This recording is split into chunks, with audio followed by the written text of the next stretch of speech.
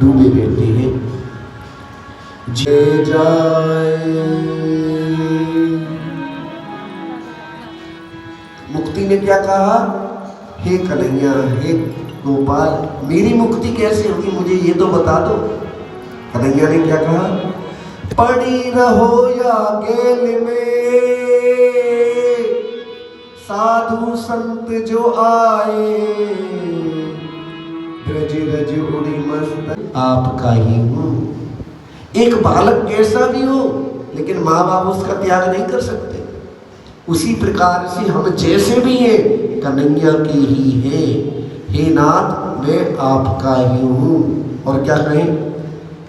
अगर नाथ देखोगे अवगुण हमारे, हम कैसे भव से लगेंगे किनारे। अगर नाथ देखोगे अवगुण हमारे, अगर नाथ देखोगे अवगुण हमारे, तो हम कैसे भव से लगेंगे किनारे। अगर नाथ देखोगे अवगुण हमारे, अगर नाथ देखोगे अवगुण हमारे,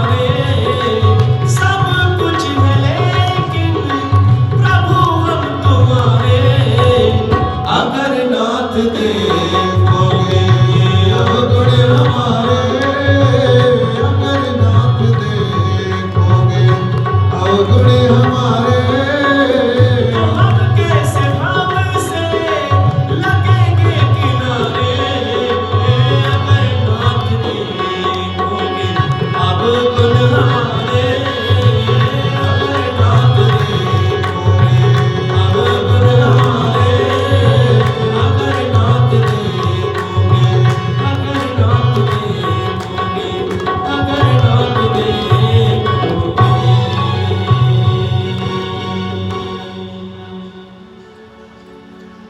माना हमारे अंदर अवगुण है,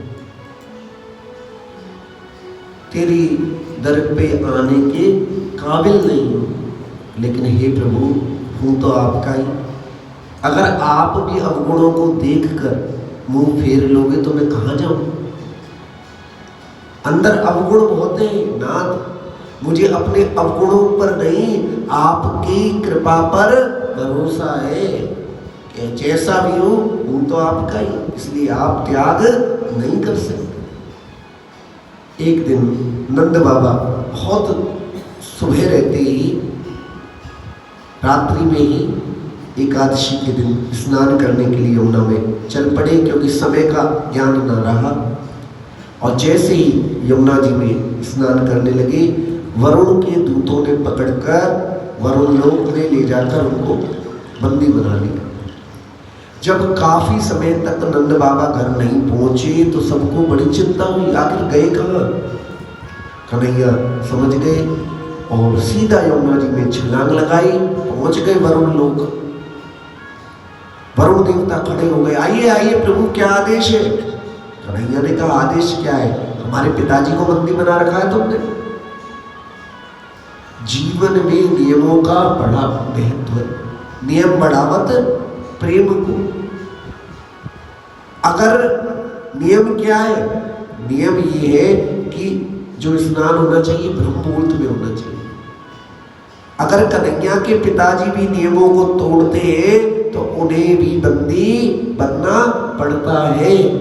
इसलिए ये नहीं कि जब मन किया रात के 2 बजे नल खोलकर नहाना प्रारंभ कर दिया, बहुत दोष लगता है, क्योंकि जल एक देवता है, जल भी विश्राम करता है। गुरुजी ऋषिकेश गए, वहां पर रात के 2 बजे बस पहुंची, हल्की पैड़ी पर वहां पे जंजीर पकड़कर हमने तो नहा स्नान कर लिया। उस समय नहीं करना चाहिए। क्यों?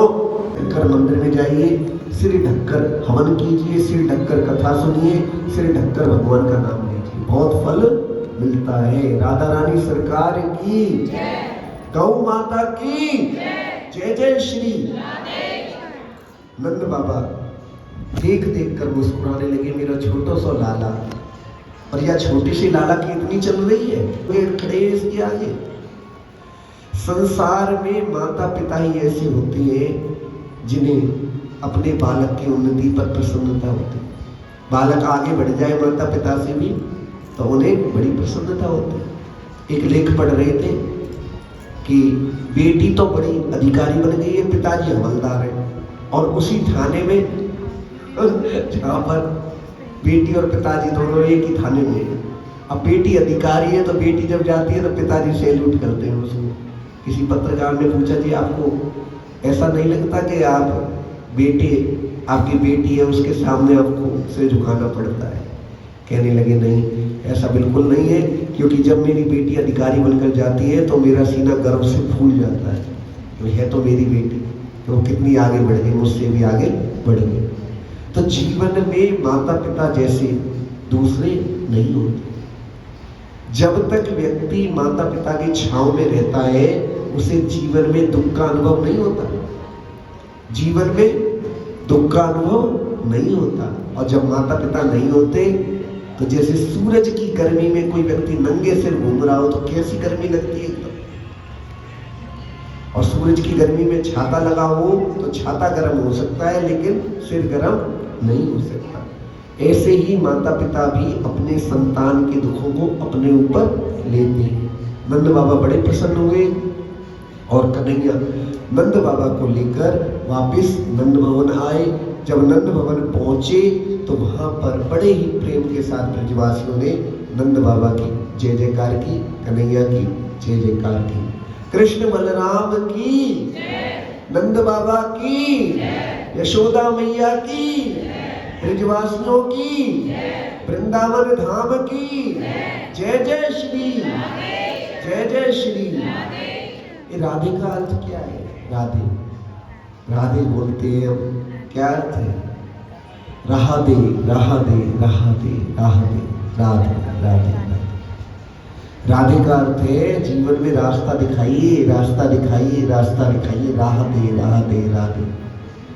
वृंदावन में रिक्शे वालों को ना के साइड दे दो, कागे राधे राधे, और रास्ता मिल जाता है, सवारी हट जाती है रास्ते से कि रास्ते खाली हो जाता है। ऐसे ही जीवन में जो भगवान का नाम लेते हैं अपनी रुचि के अनुसार, हर नाम की वही शक्ति है। चाहे आप राम लीजिए तब भी आपको वही कार्य मिलेगा। भगवान भोलेनाथ का ओम नमः शिवाय जपिए तब भी वही बात है। किसी भी भगवान के नाम में, रूप में, लीला में भेद नहीं है। आप ये मत सोचिए कि राधे राधे कहोगे तो रास्ता मिलेगा और राम राम कहोगे तो रास्ता नहीं मिलेगा। नहीं, भगवान का नाम तो दिव्य, रास्ता आपको हर नाम से मिलेगा। इसलिए जो आपकी रुचि है उसको जीवन में अपनाइए। किसी को धनुष बाणधारी राम बड़े अच्छे लगते हैं, और किसी को बंसी बजैया कन्हैया बड़े अच्छे लगते हैं, किसी को माँ भवानी बड़ी अच्छी लगती है, किसी को सूंड वाले गणेश जी बड़े अच्छे लगते हैं, किसी को भैरव बाबा अच्छे लगते हैं, किसी को भोलेनाथ अच्छे लगते हैं। लेकिन सबका फल एक ही है। भगवान अलग अलग रूपों में लीलाएं कर रहे हैं, भगवान किसी भी रूप में अलग नहीं। इसलिए जो आपका मन करे उस रूप को आप पूरी श्रद्धा के साथ उसका भजन कीजिए और संसार से पार हो जाइए। विष्णु के ही रूप है कौन? राम। और विष्णु के ही रूप है कृष्ण। और भगवान शंकर कौन है? सबसे बड़े वैष्णव भगवान शंकर ही है। सबसे बड़े वैष्णव भगवान शंकर है, जो हमेशा भगवान के नाम का जप करते रहते हैं। तुम पुनि राम राम दिन राती, सादर जपहु अनंग आराती। सादर भगवान का नाम लेते रहते। एक बार वृंदावन में अखंड कीर्तन चल रहा था वहां पर, और अखंड कीर्तन करने वाले की संख्या कम रह गई। भगवान भोलेनाथ का मंदिर था। गुरुजी जब सुबह आए तो एक व्यक्ति राम राम राम राम राम राम जप रहा था वहां पर। कहने लगा, गुरुजी अगर मैं ना होता तो आज कीर्तन खंडित हो जाता। गुरुजी ने कहा, क्या बात हो गई? कि सब तो सो गए, अकेला मैं ही रह गया। गुरुजी ने कहा, नींद आई तो तुम भी सो जाते। तो गुरुजी मैं सो जाता तो कीर्तन खंडित नहीं हो जाता क्या? गुरुजी कहने लगे, मूर्ख, यहाँ भगवान भोलेनाथ बैठे हैं, तुम्हारा कीर्तन खंडित हो सकता है, भोलेनाथ का कीर्तन खंडित नहीं हो सकता। तुम पुनि राम राम दिन राती, तुम पुनि राम राम दिन राती, सादर जपहु अनंग आराती, सादर जपहु अनंग आराती। भगवान शंकर कैसे हैं? जो हमेशा भगवान के नाम का भजन करते हैं। हमें भगवान के नाम में रस क्यों नहीं आता? कभी विचार किया है कि सारा सार भगवान ने अपने नाम में रख दिया, सारी शक्ति भगवान ने अपने नाम में रख दी, लेकिन भगवान का नाम लेते हुए में रस नहीं आता। निंदा करने में बड़ो रस आ गए। देख कैसी आगे आगे घूम रही है, जैसे चाहिए है सब कुछ। देख वहां पे तो जो कह रही, और यहाँ पे ऐसी। लोगों की निंदा करने में जो रस आता है वो भगवान का नाम लेने में क्यों नहीं आता? भगवान का नाम लेने में रस इसलिए नहीं आता क्योंकि हमारे पाप हावी रहते हैं हम पर। पाप करोगे ना तो प्रयास नहीं करना पड़ेगा।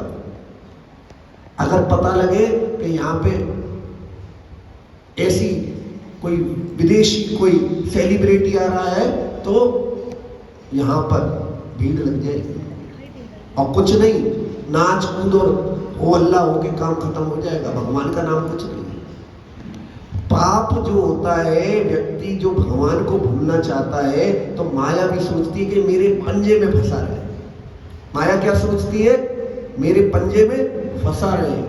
लेकिन जब मायापति का भजन करता है व्यक्ति तो माया भी घबराती है, कहीं ऐसा ना हो कि मेरे पंजे से निकल जाए, इसलिए माया फेंक देती है उसके ऊपर। जो आकर्षण होता है हमेशा विपरीत में होता है, नर और नारी का आकर्षण होता है। भक्ति के ऊपर माया प्रकोप नहीं करती, क्योंकि भक्ति भी नारी है और माया भी नारी है। नारी नारी के रूप पर मोहित नहीं होती, होता है या नहीं होता? आकर्षण कहां होता है? विपरीत। जब एक व्यक्ति संसार में फंसना चाहता है तो माया उसे अपनी मदद देती है, लेकिन जब माया से बाहर निकलना चाहता है, भक्ति की तरफ दौड़ता है, तो फिर माया के क्षेत्र से बाहर हो जाता है व्यक्ति। इसलिए जीवन में हमेशा ध्यान रखिए कि जब भगवान का भजन करोगे तो आलस आएगा, और जब छोले भटूरे खाने की बात आएगी ना तो आलस आ रहा होगा तो एकदम भागने का मन करेगा। बोल बांके बिहारी लाल की, गौ माता की। शरीर कैसा है हमारा? माया से ही तो बना है, पंच तत्व का पुतला ही तो है। माया माया पर भागेगी नहीं भागेगी। सुंदर रूप देखने को मिले तो मन करता है बार बार देखने का, नहीं करता। खाने को अच्छा मिले तो खाने को बार बार मन करता है, नहीं करता। और भजन करने के लिए कह दिया जाए, जयकारा लगाने के लिए कह दिया जाए तो मन नहीं करता। कौन इतना जोर जोर से गला तेज चिल्ला चिल्ला कर बोले। ताली बजाने को कहे तो आरे तो ऐसे मिलेंगे, ऐसे करके ताली नहीं बजाते वो, बस ऐसे ऐसे हाथ आदमी ऐसे ऐसे करते रहते। तो भगवान के भजन में रस तब आएगा जब भगवान का भजन करते करते हमारे पाप धीरे धीरे कटने लगेंगे। बुखार हो किसी व्यक्ति को, अच्छे से अच्छा खाने के लिए दे दो, कैसा लगेगा उसे? कैसा लगेगा? कड़वा। तो भोजन बेकार है या उसकी जो कड़वाहट आई है बुखार के कारण उसकी गलती है या भोजन की गलती है? बुखार आया हुआ है। ऐसे ही हमें संसार के पदार्थ, संसार की वस्तुएं, संसार के व्यक्तियों से मित्रता आदि का बुखार है। जब ये बुखार उतर जाएगा तो फिर बांके बिहारी की भक्ति में रस आने लग जाएगा। राधा रानी सरकार की, गौ माता की जय जय श्री। और ऐसो रस आवे वो कि बांके बिहारी के दर्शन करोगे तो यूं लगेगी बस बांके बिहारी के दर्शन कर तो ही लो। ब्रज में जाओगे तो जब बाहर निकलोगे ब्रज भूमि से तो आंसू टप टप गिरेंगे। हे प्रभु फिर कब बुलाओगे? कब ऐसा मौका आएगा जब आपके चरणों में फिर आने का मौका मिलेगा? हमने देखा भक्तों को वृंदावन की सीमा पर जब पहुंचते हैं तो गाड़ी से उतरकर वहां प्रणाम करते हैं उसकी धूल में माथा लगाकर, लेकिन जब वापस आते हैं तो रोते हुए वृंदावन की भूमि से प्रार्थना करते हैं, वृंदावन फिर से बुला ले। चांदनी चौक के एक नहीं अनेकों ऐसे भक्त हैं जो सवेरे वृंदावन में बांके बिहारी की मंगला आरती करके तब दिल्ली में आकर अपनी दुकान खोलते चांदनी चौक के। और एक नहीं है, अनेकों ऐसे भक्त हैं जिन्होंने नियम ले रखा है, क्योंकि उनके जीवन में भगवान की भक्ति है। वो अपनी इच्छा से नहीं जाते, बल्कि भगवान ही उन्हें बुला लेते हैं। उनके जीवन में भगवान की असीम कृपा है। तो जो दिल्ली में बैठी है उन पर कृपा नहीं है, नहीं है उन पर कृपा। जिसे वृंदावन बुला रहे हैं उसके ऊपर तो कृपा है, फिर दिल्ली में बैठे हैं उनके ऊपर कैसी कृपा है? कृपा उनके ऊपर भी है। भक्ति संयोग में भी होती है और भक्ति वियोग में भी होती है। संयोग में कैसी है कि कन्हैया के वृंदावन में जाकर खूब भगवान की भक्ति की, और वियोग में कैसी होती है कि आंखों से आंसू निकल रहे, हे कन्हैया मुझे वृंदावन बुला लो। कैसी भक्ति चाहिए आपको? संयोग की, वियोग की? संयोग की चाहिए तो फिर तो दिल्ली खाली है जावे वो समय को, और वृंदावन में दिल्ली बन जाएगी, क्योंकि दिल्ली वाले ने सबने बुला ले वो कन्हैया, तो फिर वृंदावन में तो भीड़ बढ़ जाएगी और दिल्ली खाली हो जाएगी। देखिए मीराबाई पूरे जीवन में केवल एक बार वृंदावन गई, लेकिन उन्होंने जो भजन किया अपने मन को ही वृंदावन बना लिया। इसलिए भगवान से जो दूर है, वृंदावन से जो दूर है, वो यही शब्द है कि कन्हैया ने हमें अपना वियोग दे रखा है। कन्हैया को याद कर करके उनके पास जाने के लिए प्रार्थना करते हो, क्योंकि वियोग में प्रेम पुष्ट होता है। गोपियों को भगवान ने वियोग क्यों दिया? क्योंकि भगवान जानते हैं कि गोपियों का प्रेम ऐसा है कि वियोग में भी ये मुझे याद करती रहेंगी। इसलिए जीवन में संयोग से भी ज्यादा वियोग का महत्व होता है। कोई चीज, कोई व्यक्ति, जब तक हमें उसका महत्व नहीं पता लगता, जब तक कि वो व्यक्ति हमसे दूर ना हो जाए, हमसे बिछुड़ ना जाए। होता है नहीं होता जीवन में?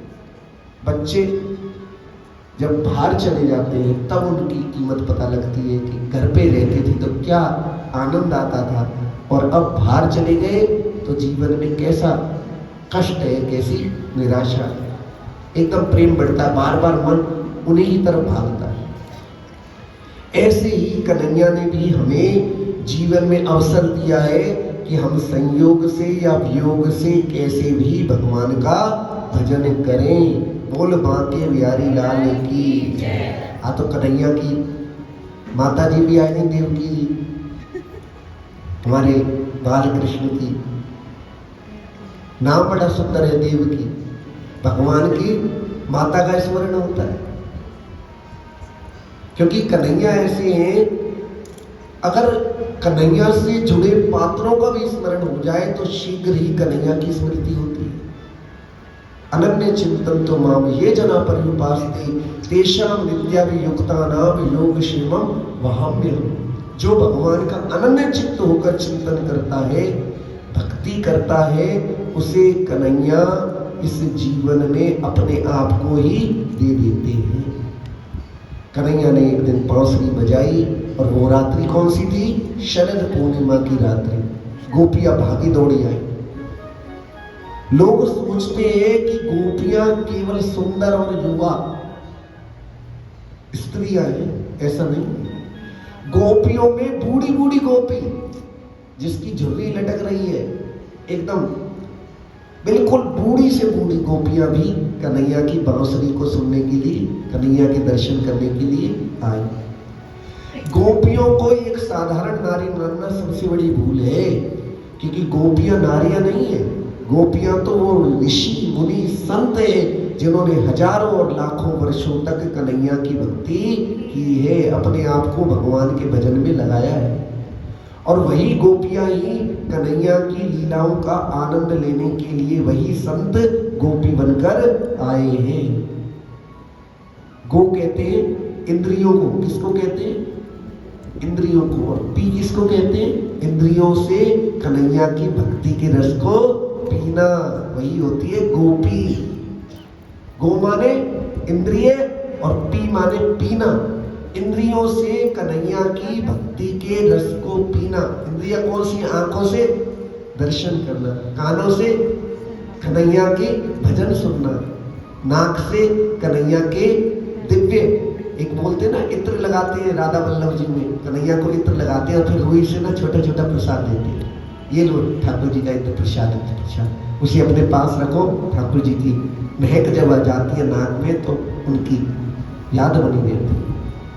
आंखों से कन्हैया के दर्शन करना, कानों से कन्हैया की कथा सुनना, नाक से कन्हैया के सुंदर श्रृंगार की दर्शन। जब आप जाते हो, फूल बंगले बनते हैं बांके बिहारी के मंदिर में, कैसी सुगंध रहती है मोगरे के फूल की, सफेद छोटे छोटे फूल रहते हैं। मोगरा बोलते, क्या बोलते हैं उसको? मोगरा। वो कौन सा भजन है जी? फूलों में सज रहे हैं श्री वृंदावन बिहारी,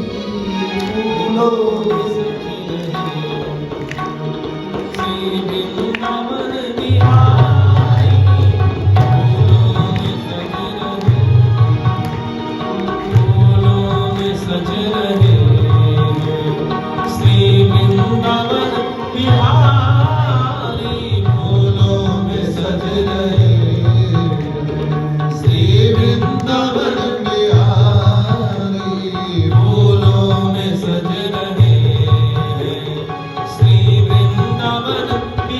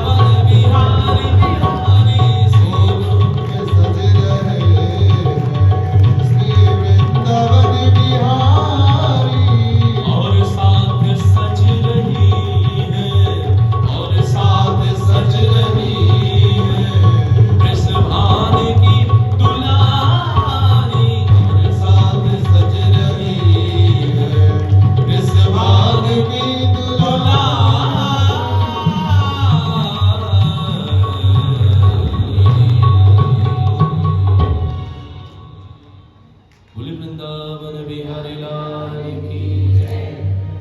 एक बार जोरदार तालियां कलाकार के लिए। बहुत सुंदर भाव जीवन में भावी कार्य करता है। कन्हैया ने गोपियों की इच्छा को पूर्ण करने के लिए, अपने दर्शन देने के लिए ये बंसी का निनाद किया, वेणु वादन किया, बंसी को बजाया। हजारों लाखों गोपियां दौड़ी भागी चली आई। कन्हैया ने पूछा, गोपियों तुम क्यों आई? गोपियां कहने लगी, कान्हा आपने बुलाया तभी तो हम आई हैं।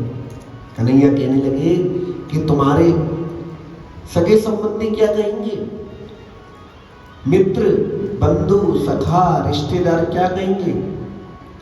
गोपियां कहने लगी, कन्हैया जिसे जो कहना होगा वो कह लेगा, लेकिन हम तो केवल आपके प्रेम में दीवानी हैं। गोपियों और कन्हैया का कोई शारीरिक प्रेम नहीं है कि जो बूढ़ी गोपी है, जो री लटक रही है, आंखें गड्ढे में घुसी हुई है और बिल्कुल सूखा चेहरा है।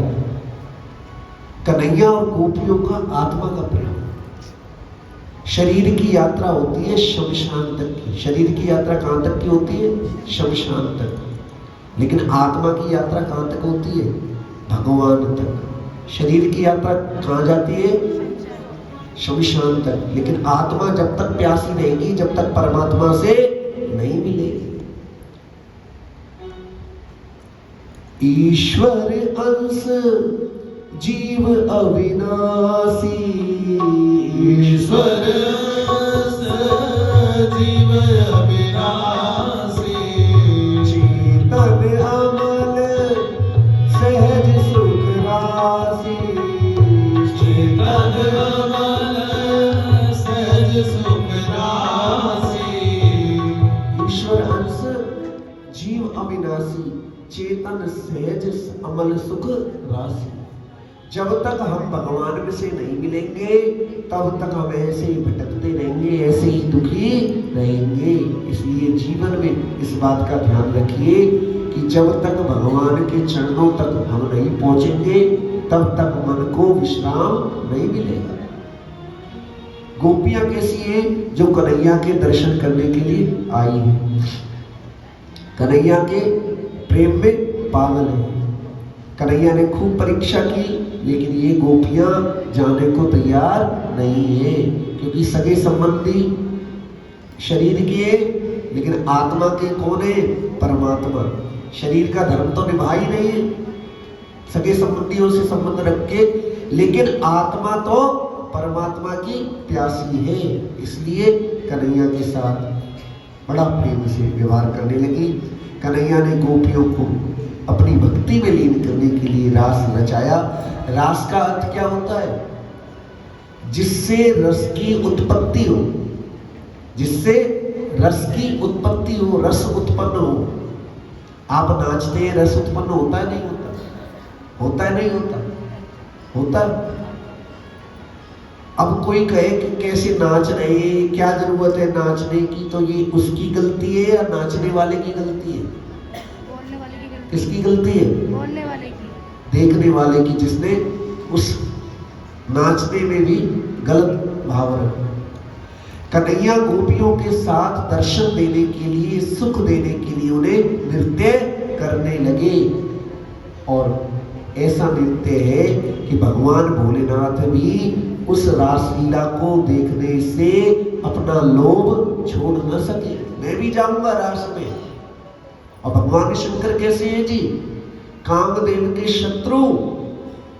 तब शिव तीसर नैन उघारा, तब शिव तीसर नैन उघारा, चितवत कानो भयउ जरि छारा, चितवत काम भयो जनि छारा।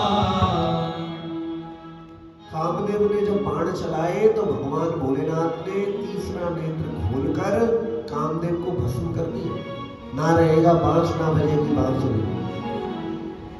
रति बहुत रोई। भोलेनाथ तारकासुर मारा नहीं गया, क्योंकि तारकासुर ने वरदान ही ऐसा मांग रखा था।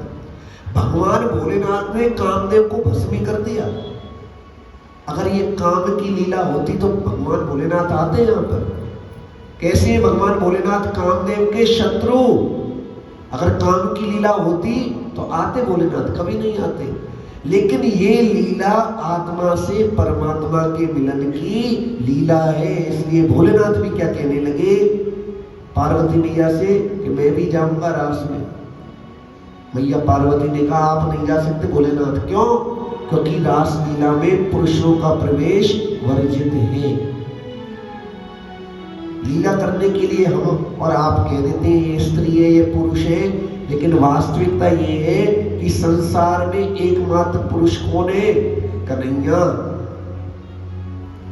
एकमात्र पुरुष कन्हैया है, बाकी सब उनकी आत्मा है।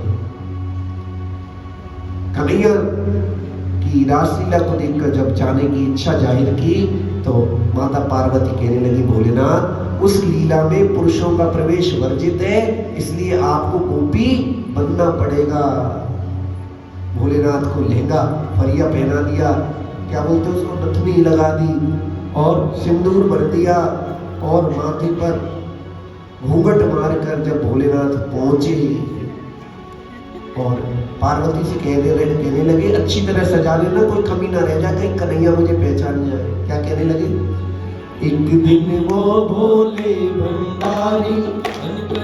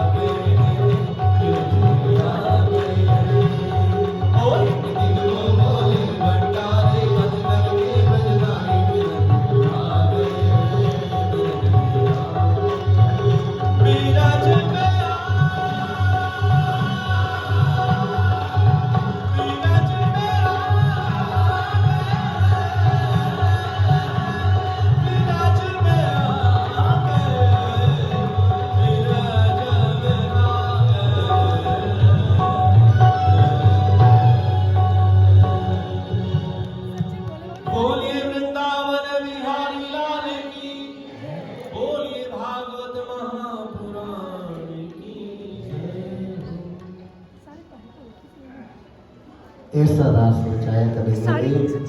भोलेनाथ नाचने लगे और जैसे इसमें से पल्लू हटा और कन्हैया कहने लगे आइए आइए मेरे भोलेनाथ।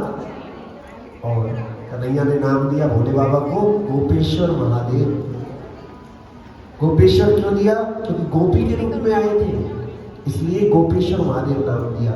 वंशीवट पर आप जाएंगे तो वहां पर गोपेश्वर महादेव का मंदिर विराजमान है, जहां आज भी भोलेनाथ का शाम के समय गोपी के रूप में श्रृंगार होता है। बड़ी सुंदर सुंदर साड़ी पहनते भोलेनाथ ढूंढ ढूंढ कर,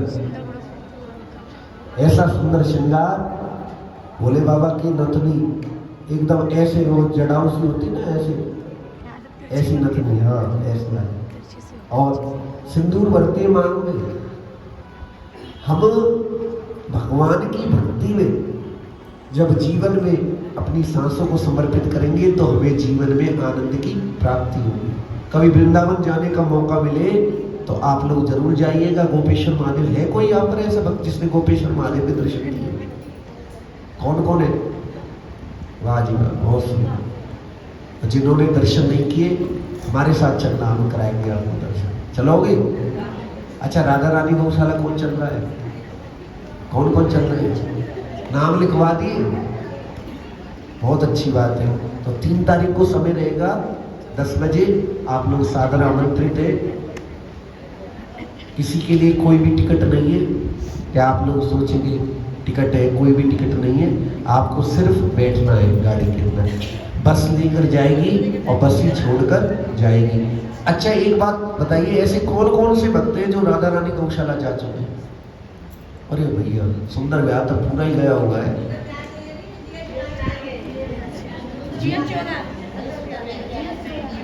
अरे भैया, सुंदर विहार का मतलब है जो सुंदर नगर है। सुंदर नगर तो है ही, बहुत अच्छी बात है। बहुत ऐसे कौन से भक्त हैं जो 2 बार या 2 बार से ज्यादा गए हैं राधा रानी गौशाला?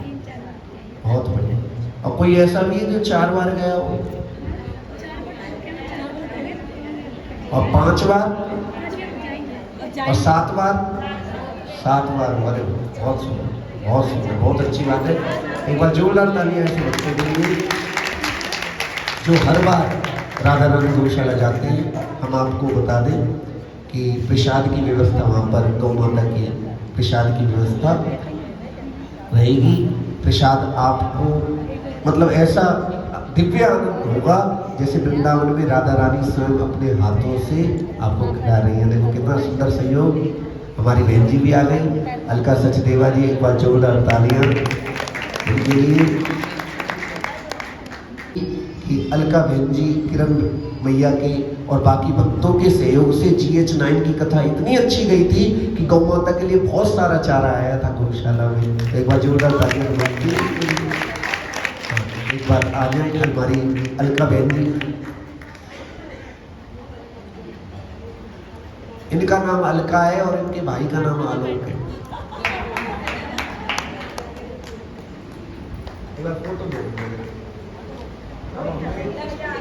हाँ जी, देखो कन्हैया, देखो गौ माता के साथ वाले। हाँ, ले तो बोल बांके बिहारी लाल की जय जय श्री, जय जय श्री, जय जय श्री, जय जय श्री। ये मैया है ना 2 बार बेचती है, देख लिया।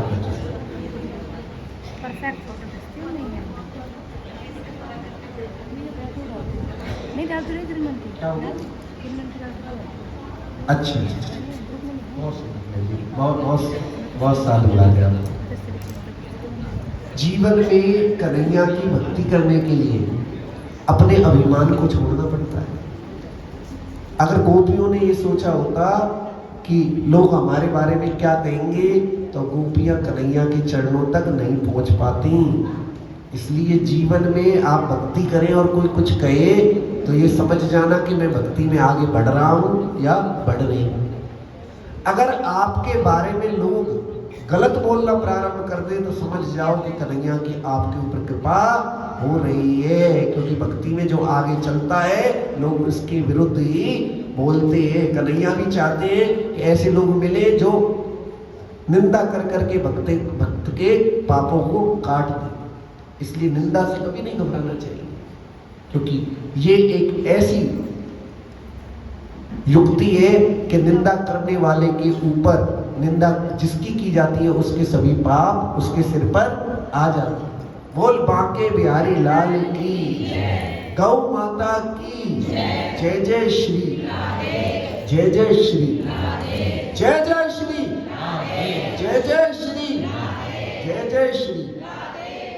गोपेश्वर महादेव का मंदिर विश्व विख्यात है। कभी जाइए भोलेनाथ के उस दिव्य मंदिर में, और एक लोटा जल सवेरे चढ़ता है वहाँ पर, शाम को नहीं चढ़ता, क्योंकि शाम को गोपी के रूप में श्रृंगार होता है। बड़ा आनंद आता है गोपेश्वर महादेव के मंदिर पे। तो आप जाइए। भगवान भोलेनाथ भी जिस रासलीला में आए हो और कोई व्यक्ति रासलीला के विषय में गलत बोले तो कितनी बुरी बात है, लोग जानते नहीं। और कन्हैया ने जब रासलीला रचाई तो 11 वर्ष के छोटे से बालक थे। 11 वर्ष की कन्हैया ने तो आगे लीलाएं हैं जब वृंदावन को छोड़कर मथुरा गए। 11 वर्ष के बच्चे में काम वासना होती कुछ नहीं, मन निर्मल होता है उसमें। लेकिन लोग अपने अपने दृष्टिकोण से उस चीज की व्याख्या करते हैं। लेकिन भगवान की लीला जो है वो भगवान की कृपा के बिना नहीं जानी जा सकती। भगवान की जब तक कृपा ना हो तब तक भगवान के विषय में हम समझ नहीं सकते। भगवान की कृपा के बिना उनके चरणों का ज्ञान नहीं होता। एक दिन कंस को मथुरा में सभासदों ने सलाह दी कि आपने राक्षस भेजे, लेकिन सभी राक्षसों को कन्हैया और बलराम ने मार दिया। कोई ऐसी युक्ति कीजिए जिससे कि कृष्ण और बलराम स्वयं मथुरा आ जाए। कंस ने तुरंत अक्रूर जी को बुलाया। अक्रूर जी को बुलाकर कहा कि हमारे राज्य में ऐसे पराक्रमी बालक है, तो हमें बड़ी इच्छा है कि ऐसे बालकों का पराक्रम देखना चाहिए, आप बुलाकर लाइए। कंस की जैसे ही बात सुनी बिल्कुल अक्रूर जी समझ गए इसके मन में क्या चल रहा है। कह भी दिया, होई सोई जो राम रचि राखा, होई सोई जो राम रचि राखा, होकर तर्क बड़ा वही साखा, होकर तर्क बड़ा वैसाखा। कह दिया महाराज, व्यक्ति सोचता बहुत है लेकिन होता वही है जो परमात्मा की इच्छा होती है।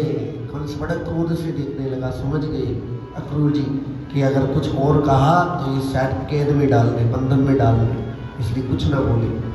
कंस का रथ लेकर वृंदावन की ओर चल पड़े। मन में क्या सोचने लगे कि ये कंस कैसा भी सही, लेकिन इसने कृष्ण और बलराम के दर्शन करने का अवसर दिया है। ऐसा सोचते सोचते वृंदावन पहुंच गए। जैसे ही ब्रज में खबर फैली कि कृष्ण बलराम को ले जाने के लिए अक्रूर जी आए हैं, तो वहां पर गोपियों के मन से भाव निकला कि बहन इसका नाम तो है अक्रूर, लेकिन कार्य इसने क्रूर जैसा किया है। हमारे नैन, हमारी आंखें कृष्ण और बलराम को हमसे छीन कर ले गए। अगर हमारे घर में कोई छोटा सा नटखट बालक हो और वो उसके माता पिता, हमारा बालक कोई जा रहा हो अमेरिका, और उस बालक के वियोग की बात हम समझे तो कितना कष्ट होता है। सारा घर जगरमगर है और जब ये चले जाएंगे तो कैसा हो जाएगा, शमशान जैसा लगेगा। तो कृष्ण और बलराम भी इस ब्रज की आंखों के तारे हैं। उनकी लीलाएं देख देख कर गोपियां, ग्वाल सभी आनंदित रहते हैं। कन्हैया के प्रेम में डूबे रहते हैं सब।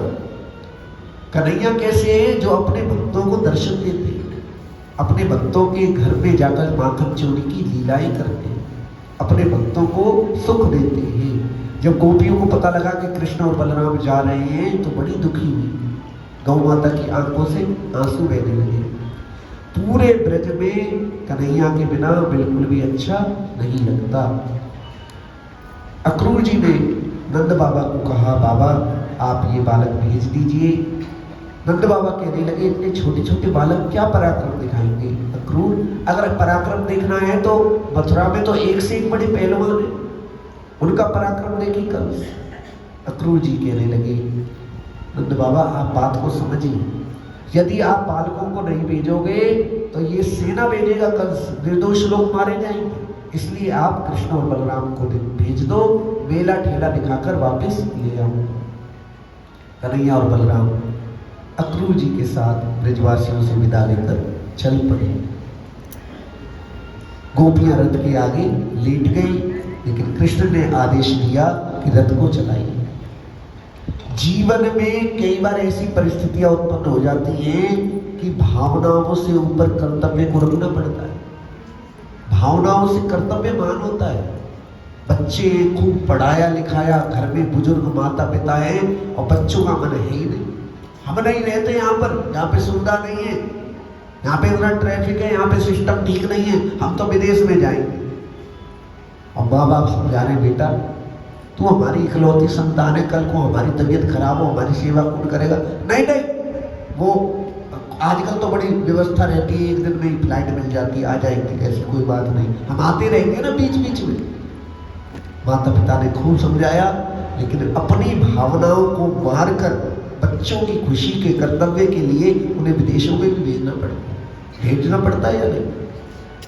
कई बार ऐसी परिस्थितियां आ जाती है कि ना चाहते हुए भी ऐसे निर्णय लेने पड़ते हैं। हमारे पिताजी कहते हैं कि नौकरी वो अच्छी कि सामने मुंह दिखे और जाते हुए की पीठ दिखे और आते हुए का मुंह दिखाई दे, वो नौकरी सबसे अच्छी। अपना बच्चा अपने पास रहे, इससे बढ़कर दूसरा सुख कोई नहीं है। व्यक्ति पैसा कमाना बड़ी बात नहीं है, उस पैसे का होगा क्या जब होली और दीपावली भी बच्चों के साथ नहीं मना सकते तो पैसा किस काम का। विदेशों में बैठ गए बच्चे और माँ बाप तड़प रहे कि आज होली है, आज त्योहार है, आज दीपावली है, लेकिन अपनी भावनाओं को मारकर भी कई बार कर्तव्य के नाते बच्चों को भेजना पड़ता है। कोई बात नहीं बेटा, तुम्हारी खुशी है, हम तो अकेले रह लेंगे, तुम्हारी जैसी इच्छा करे वैसे करो। और पता चला वहां पर ही जाकर बच्चा अपना सारे डॉक्यूमेंट बनवा लिए, वहीं के होकर रहेंगे। तो जीवन में भावनाओं से ज्यादा महान होता है कर्तव्य। कन्हैया ने सोचा गोपियों मुझसे बड़ा प्रेम करती हैं, लेकिन अगर मैं बांसुरी बजाता रहा तो महाभारत का युद्ध कराकर ये धरती का बोझ कब उतारूंगा। इसलिए कन्हैया चल पड़े। और भगवान से जो प्रेम करता है ना, उसे बड़ी परीक्षाएं देनी पड़ती है। जो कन्हैया से प्रेम करेगा सबसे ज्यादा रगड़ाई, सबसे ज्यादा परीक्षा उसी की होगी। क्यों? क्योंकि कन्हैया से प्रेम करने वाले को कन्हैया रगड़ रगड़ कर साफ करते हैं, करोड़ों जन्मों के पाप होते वो नष्ट करते हैं, अपने भक्त को कष्ट की अग्नि में तपा तपा कर सोना बना देते हैं। इसलिए भक्ति करने पर भी जब जीवन में कष्ट आए तो समझ जाना कि कन्हैया हमें शुद्ध कर रहे हैं, कन्हैया हमें अपने लायक बना रहे हैं। क्यों? क्योंकि भगवान इतने दयालु हैं, वो भक्तों के ऊपर चाहे तो कष्ट ही ना आने दे।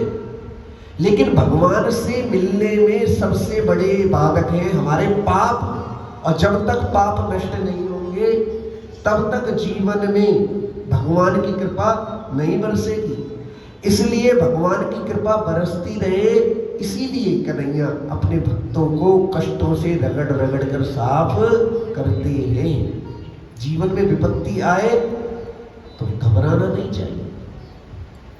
हमने जीवन में ऐसा ऐसा लोगों के जीवन में देखा कि बिल्कुल बर्बाद हो गए, बिल्कुल बर्बाद, जिसे कह सकते हैं भाई साहब क्या हुआ कि सब कुछ खत्म हो गया बिल्कुल,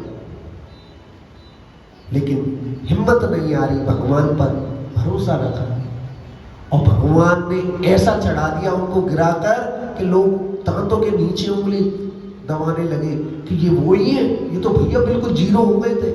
जब चाहे कन्हैया तो जीरो भी बना सकते हैं और कन्हैया चाहे तो फिर से हीरो भी बना सकते हैं। इसलिए कभी भी निराश नहीं होना चाहिए,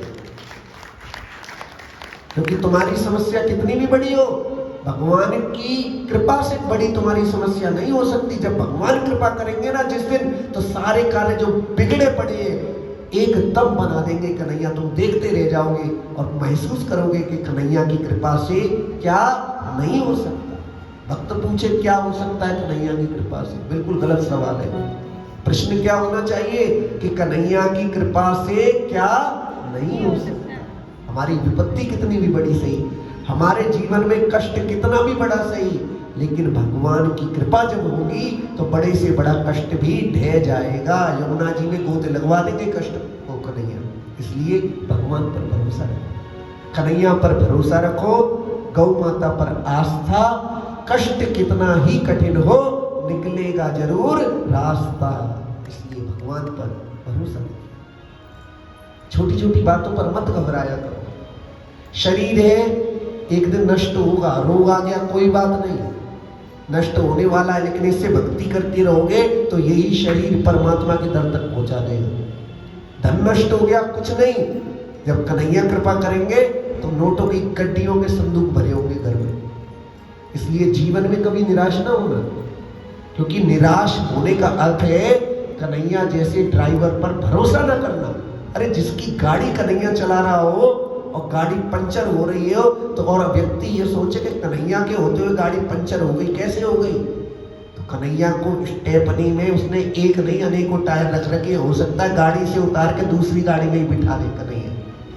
छोड़ो इस गाड़ी को, कबाड़ा हो गई, दूसरी गाड़ी में चलो, इसमें चलते। इसलिए कन्हैया के ऊपर विश्वास रखिए। जीवन में कैसा भी कष्ट हो, लेकिन कन्हैया की कृपा पर विश्वास करने वालों के कष्ट टिक नहीं सकते। कन्हैया परीक्षा तो लेते हैं, लेकिन परीक्षा लेकर भी अपने भक्त को जीवन में उन्नति प्रदान करते हैं। इसलिए भगवान पर भरोसा रखोगे नहीं रखोगे? छोटी छोटी बातों पर उदास होना चाहिए नहीं होना चाहिए? होना चाहिए। मेरा रुमाल गिर गया आज कथा में, मम्मी ने दिया, रुमाल खो गया। गुरुजी एक बार घोषणा कर दो कि रुमाल खो गया। बताओ, रुमाल के लिए घोषणा करेंगे? ऐसी छोटी छोटी बातों पर उदास होना ये किसी भी सिद्धांत से, भक्ति के सिद्धांत के विरुद्ध है। भक्त होता है किसी भी विपत्ति में भगवान को नहीं भूलता। एक भक्त थे बिहार के, उनका नाम हमें आज याद नहीं आ रहा। इकलौते पुत्र की मृत्यु हो गई, इकलौते पुत्र की, लेकिन भगवान के इतने बड़े भक्त कि पुत्र के मरने पर भी कीर्तन कर करके नाच रहे हैं। लोगों ने कहा कैसे पागल है, बेटा मारा गया और ये नाच रहे। उनसे पूछा गया, कहने लगे कि बेटा किसका था? कन्हैया का। कन्हैया ने वापस ले लिया, तो इसमें अब शुभ करने की क्या बात है? मेरा कर्तव्य है भगवान को याद करना, दुख देना सुख देना ये उसका कार्य है। ऐसा अखंड विश्वास था उनके जीवन में।